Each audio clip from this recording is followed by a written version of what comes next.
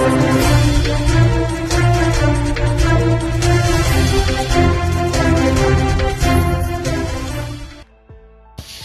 ઉધના ખાતે આવેલ દુકાનમાંથી લાખોની ચોરી કરી ભાગી છૂટેલા રીઢા ચોરોને ઉધના પોલીસે ઝડપી પાડ્યા હતા, તો બુરખો પહેરી આવેલા રીઢાઓ સીસીટીવીમાં પણ કેદ થયા હતા. સુરતમાં ચોરીની વધી રહેલી ઘટનાઓ વચ્ચે લાખોની ચોરી કરી ભાગી છૂટેલા રીઢાઓને ઉધના પોલીસે ઝડપી પાડ્યા હતા.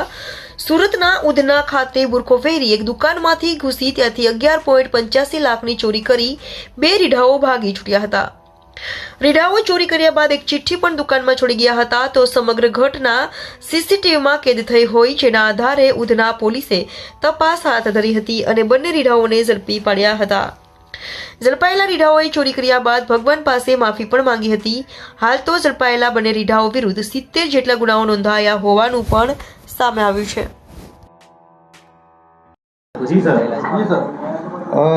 તારીખ 9/10ની રાત્રિ દરમિયાન ઉધના પોલીસ સ્ટેશન વિસ્તારની અંદર બીઆરસી લક્ષ્મીનારાયણ ઇન્ડસ્ટ્રીયલનો એક ખાતું છે, જેમાં રઘુપતિ ફેશન નામની એક દુકાનની અંદર રાત્રે ગરફોડનો બનાવ બનેલો હતો, જેમાં ડ્રોવરની અંદરથી 11,85,000ની ચોરી થયેલી હતી.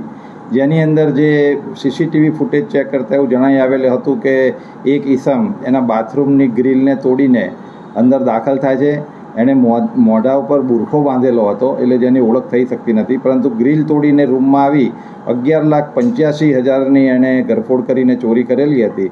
તો ફરિયાદના આધારે પોલીસે તાત્કાલિક ગુનો દાખલ કરી અને પોતાની ટીમો કામે લગાડી, જેમાં ઉધના પોલીસની ડિસ્ટર્બની ટીમને એમાં સફળતા મળી, જેમાં એ લોકોએ ઘણી મહેનત કરી અને હ્યુમન ઇન્ટેલિજન્સ અને ટેકનિકલ સર્વેલન્સના આધારે 2 આરોપીઓને પકડેલા છે.